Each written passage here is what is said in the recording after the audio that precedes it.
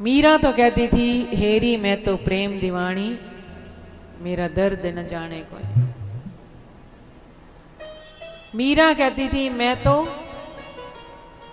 गिरधर के संग नाची, मेरे तो गिरधर गोपाल हैं दूसरों ना कोई, मेरे तो गिरधर गोपाल दूसरों ना कोई, जाके सिर मोर मुकुट मेरो पति सोई।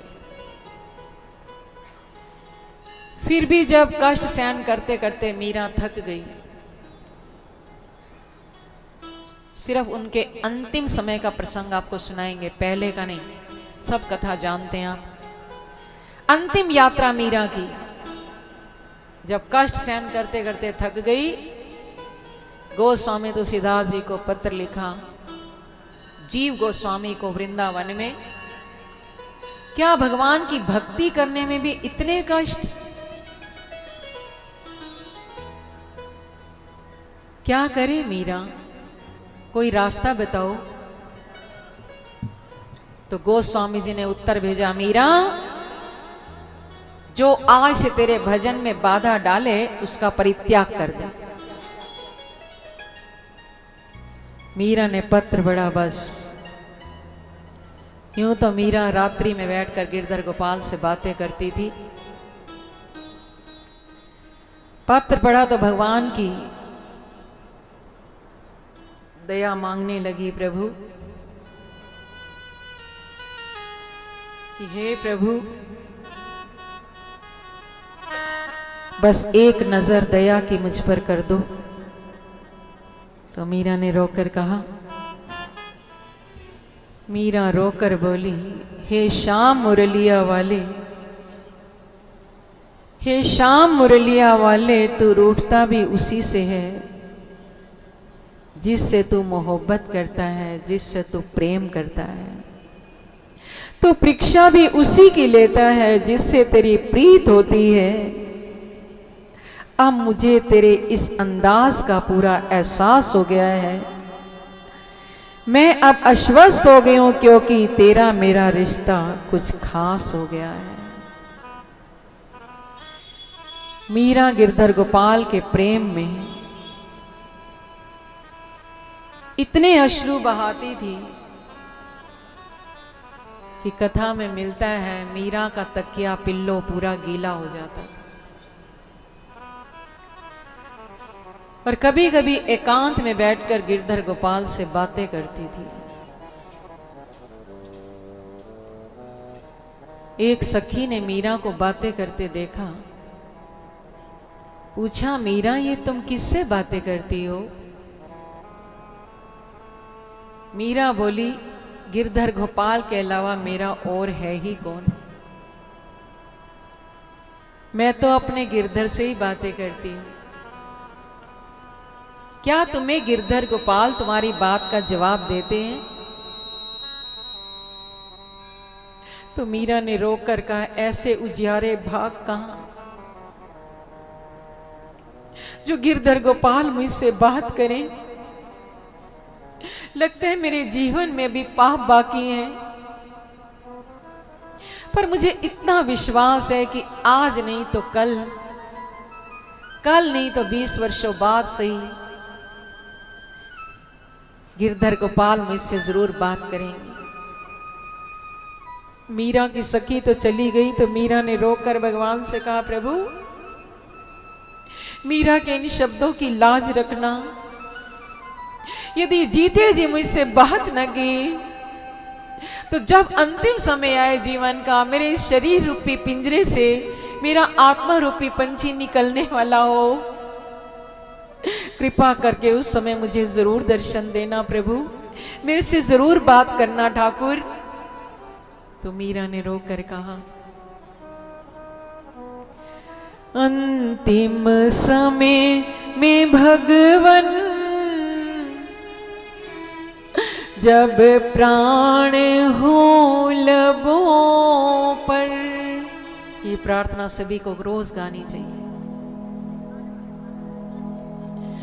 अंतिम समय में भगवन जब प्राण हो लबों पर, जब प्राण तन से निकले, जब प्राण तन से निकले, गोविंद नाम निकले, गोपाल नाम निकले, हरि ओम नाम निकले, हरि ओम नाम निकले, एक तेरा नाम निकले, हृदय से मेरे भगवन, हृदय से मेरे भगवन, एक तेरा नाम निकले, सोते व चलते फिरते, सोते व चलते फिरते, एक तेरा नाम निकले, हृदय से मेरे भगवन। हे प्रभु, जब मीरा का अंतिम समय आए तो मेरे होठों पर केवल आपका नाम हो और मेरे सामने आपकी सुंदर छवि हो।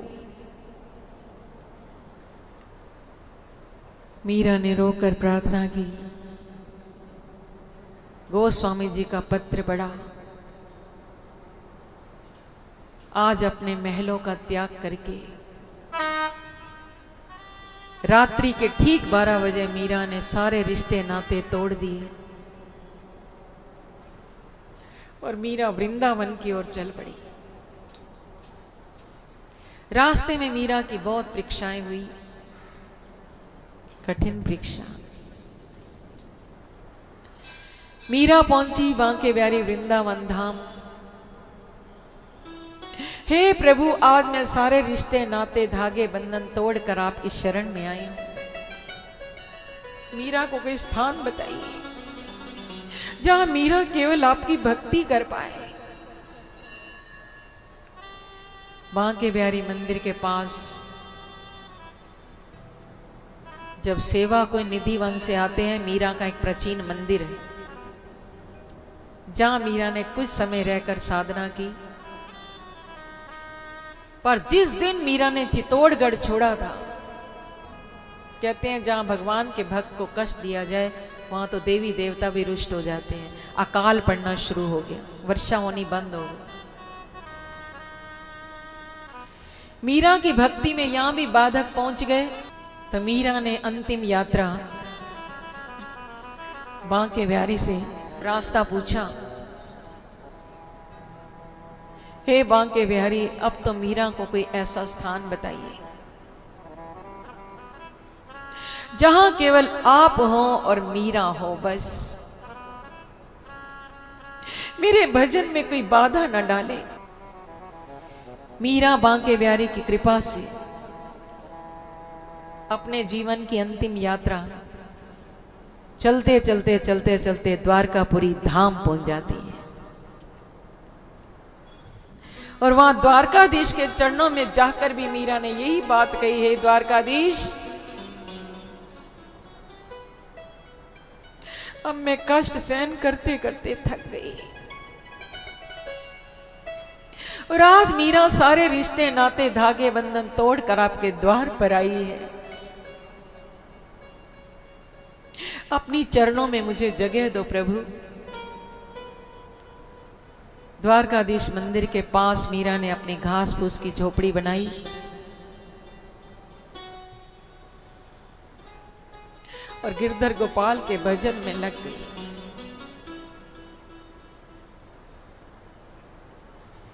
मीरा भगवान से कहती थी, हे मेरे श्याम, हे मेरे गिरधर गोपाल, बनकर मेरा साया, मेरा साथ निभाना। बनकर मेरा साया, मेरा साथ निभाना। मैं जहां जहां जाऊं तुम वहीं वहीं आना। साया तो छोड़ जाता है साथ ऊपर से, साया तो छोड़ जाता है साथ अंधेरे में, लेकिन तुम अंधेरे में भी मेरे उजाला बनकर आना। प्रभु, अंधेरे में भी मेरे उजाला बनकर आना।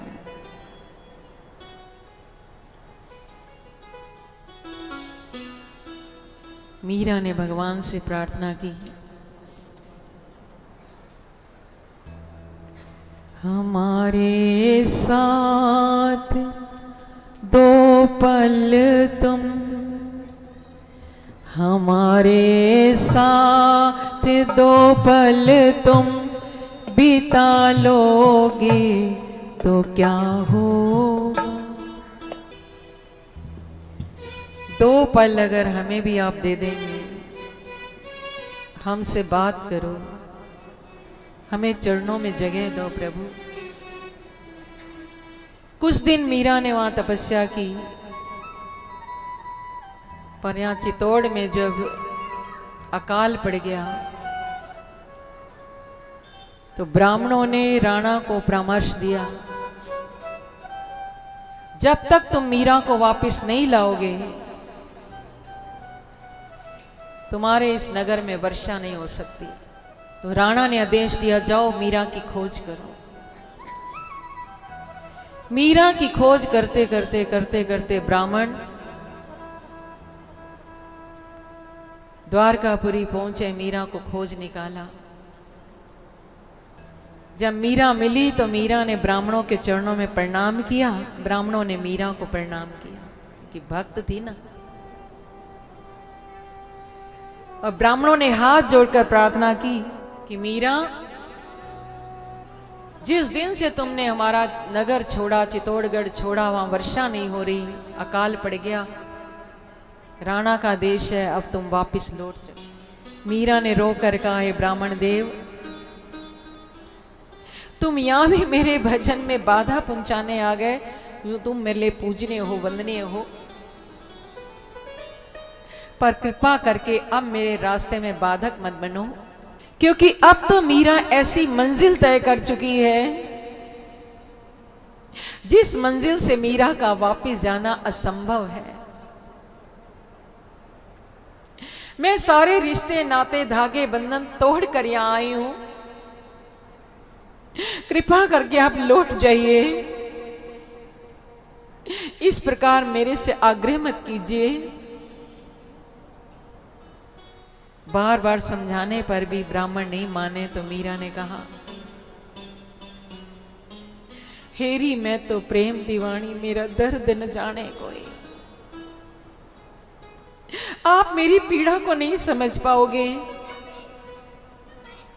मेरा दर्द जानने वाला तो एक मेरा गिरधर गोपाल है, बांके बिहारी है। इसलिए मैं आपसे प्रार्थना करती हूं, आपके आगे हाथ जोड़ती हूं, कृपा करके मुझे मत सताइए, आप लौट जाइए। तो मीरा ने रोकर कहा, हे ब्राह्मण देव, तुम मेरा दर्द क्या समझोगे, कृपा करके मुझे मत सताओ और यहां से लौट जाओ। मैं तुम्हारे साथ वापस नहीं जा सकती। ब्राह्मणों ने कहा, ठीक है मीरा, हम तुम्हें लिए बिना जाएंगे तो राणा की हाथों से मारे जाएंगे। इसलिए आज हम एक प्रतिज्ञा करते हैं कि जब तक तुम्हारे साथ वापस नहीं जाओगी, हमारे बच्चे तो अंजल के बिना, क्योंकि वहां अकाल पड़ चुका है, मर ही रहे हैं, हम भी यहीं अपने प्राण त्याग देंगे, पर वापस नहीं लौटेंगे। मीरा ने सोचा, ये कैसा धर्म संकट है प्रभु। जब कुछ समझ ना आए तो अपना फैसला भगवान पे छोड़ देना चाहिए।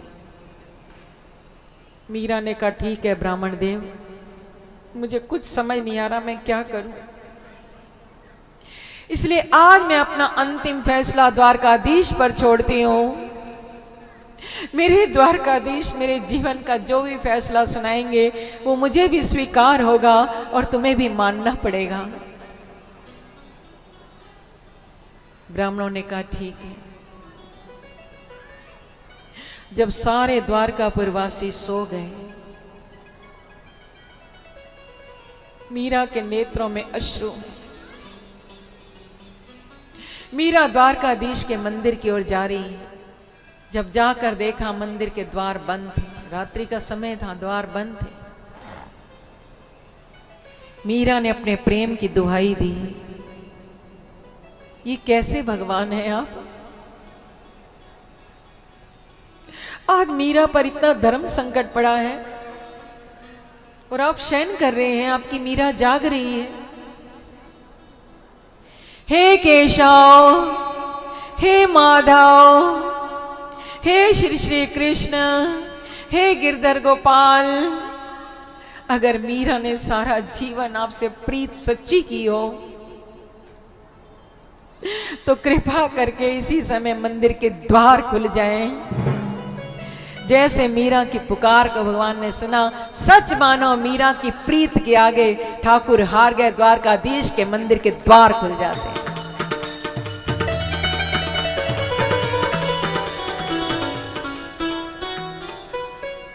मीरा कुछ प्रसन्न हुई, अंदर गई कि अब तो भगवान का दर्शन होगा और मैं अपने दिल का हाल सुनाऊंगी गिरधर को। पर जाकर देखा द्वारकाधीश के आगे तो पर्दा लगा था। तो मीरा ने एक बार फिर कहा, प्रभु अभी भी आप पर्दों में छिपे हैं, मीरा के जीवन का फैसला नहीं सुनाएंगे? एक बार फिर अपने प्रेम की दुहाई दी मीरा ने। हे द्वारकाधीश, यूं तो आपने मीरा की बड़ी परीक्षा ली, हर परीक्षा में आपने साथ दिया। अगर मीरा का प्यार सच्चा है, हे जगन्नाथ, हे बांके बिहारी, हे गिरधर गोपाल, हे भरी सभा में लाज बचाने वाले द्रौपदी की द्वारकाधीश, मीरा के जीवन का अंतिम फैसला सुनाओ। अपने आगे का पर्दा हटाओ प्रभु। मीरा की पुकार को सुनकर सच मानो द्वारकाधीश के आगे का पर्दा भी हट जाता है।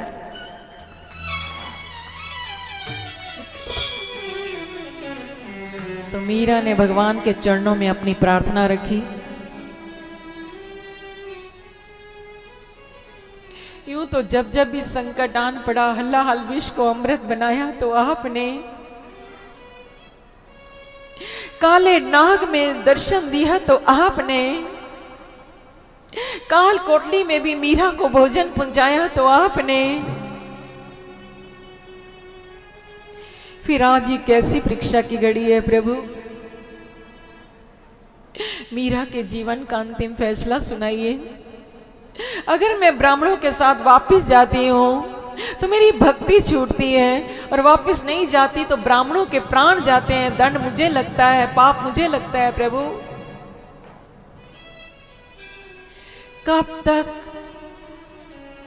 कब तक यूं मीरा की परीक्षा लेते रहोगे प्रभु? मीरा रोकर बोली,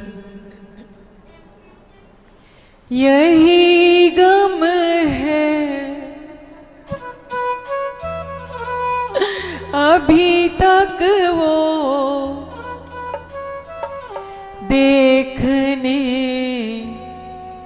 क्यों नहीं आए। यही गम है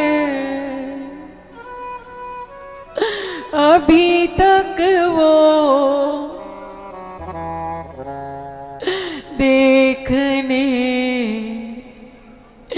क्यों नहीं आए।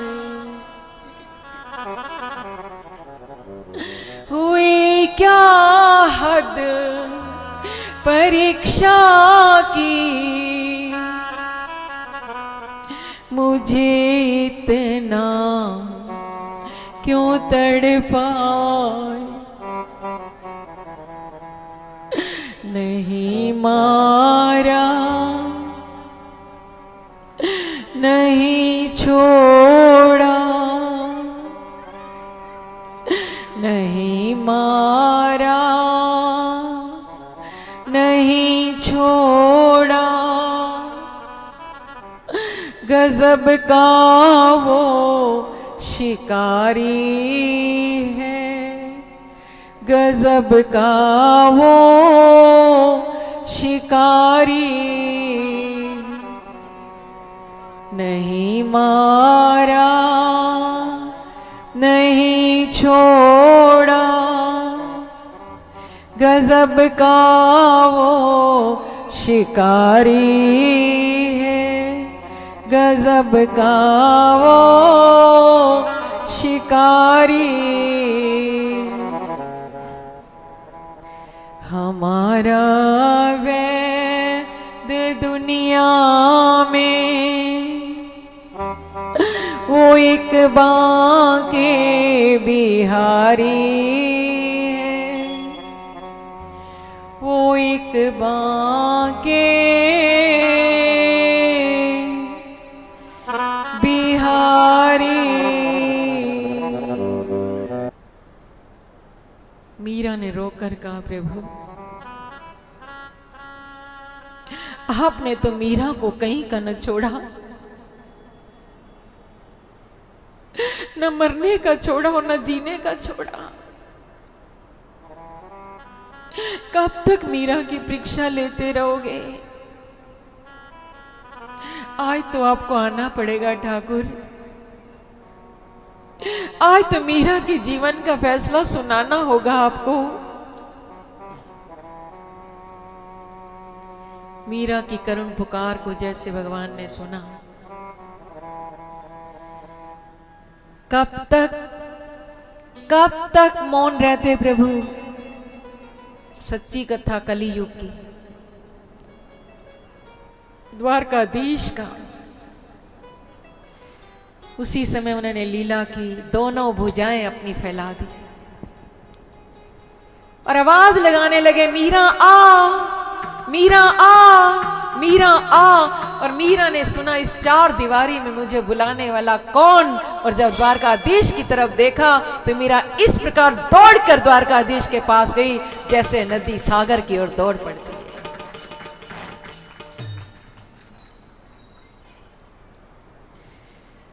भगवान ने लीला की, मीरा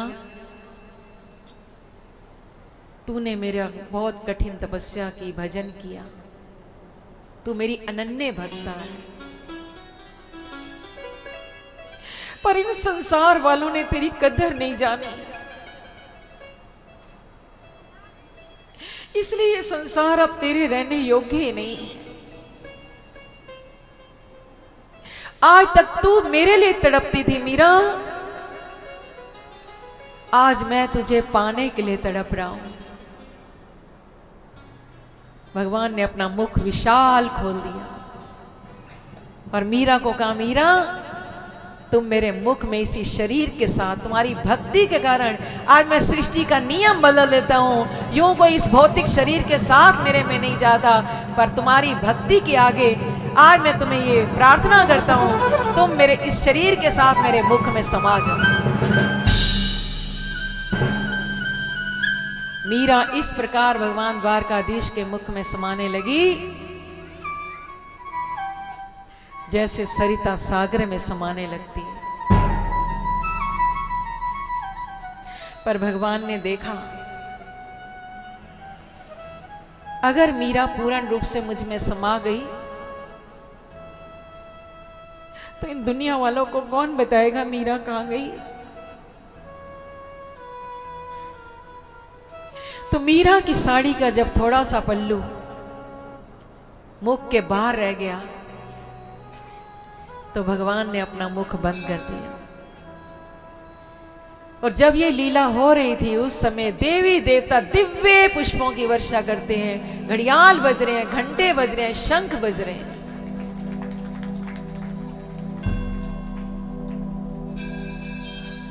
ऐसे दिव्य घंटे घड़ियाल जब बज रहे हैं, आज मीरा भगवान के साथ मिलकर एक हो गई। आज तक तो मीरा नाचती थी, पग घुंघरू बांध मीरा नाची रे। आज भगवान मीरा को लेकर, मीरा को पाकर नृत्य करने लगते हैं। और जब भगवान स्वयं नाच रहे हैं मीरा के साथ, तो शिव भोले भंडारी की समाधि टूट जाती है। शिव भोले भंडारी और सभी देवी देवता डमरू वाले डमरू बजाते हुए मीरा के साथ नाच रहे हैं, झूम रहे हैं। पर उन घड़ियालों की आवाज, शंखों की आवाज जब ब्राह्मणों ने सुनी, द्वारकापुर वासियों ने सुनी, दौड़े आए मंदिर में। अर्धरात्रि के समय ये आवाजें कैसी? दिव्य पुष्प जो आज तक कहीं देखे नहीं थे मंदिर में। मीरा कहां गई, मीरा कहां गई? तो आकाशवाणी हुई, ध्यान से देखो मेरे विग्रह की ओर, अब तुम मीरा को कभी नहीं देखोगे। केवल निशानी के तौर पर मीरा के साड़ी का पल्लू पहचानो, मीरा तो इस शरीर के साथ मुझ में समा चुकी है।